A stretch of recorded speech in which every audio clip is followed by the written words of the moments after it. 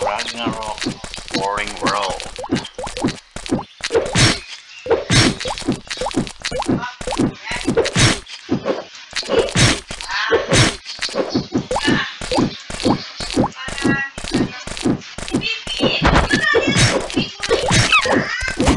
Ano?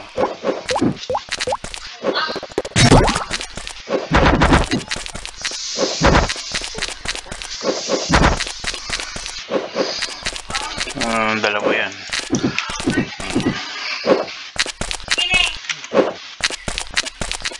Check natin yung skills and equipment. Ano lang po equipment yan. Magkakatalo lang talaga sa build.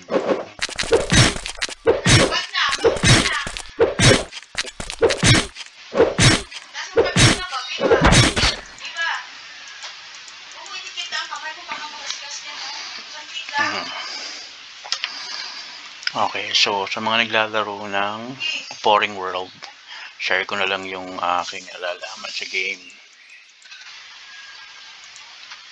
Okay.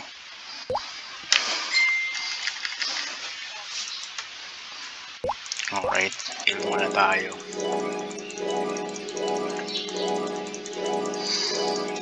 Makakala niya may weapon na tayo, wala. Sila yung weapon natin.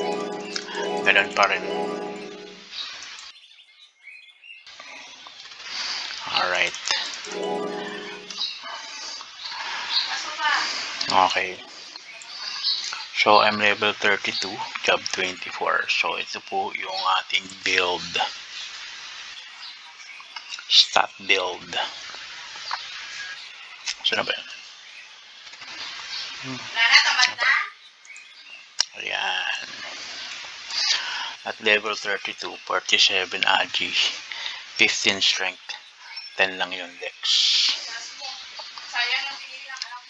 So, yung build na to ay sa merchant ko. So, ang goal ng merchant na to ay mapaten lang itong discount and 10 yung overcharge. Kaya kailangan din natin itong appraisal para hindi natin kailangan bumili ng magnifying glass. So, paano ba build nito?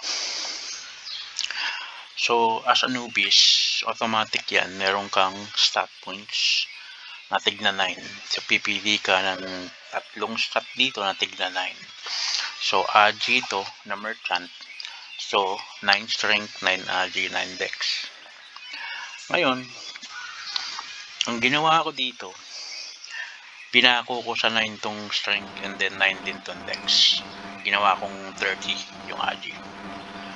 Nung nag-30 na yung agi, ginawa ko ng 15 yung strength and dinagdagan ko lang ng isa tong dex.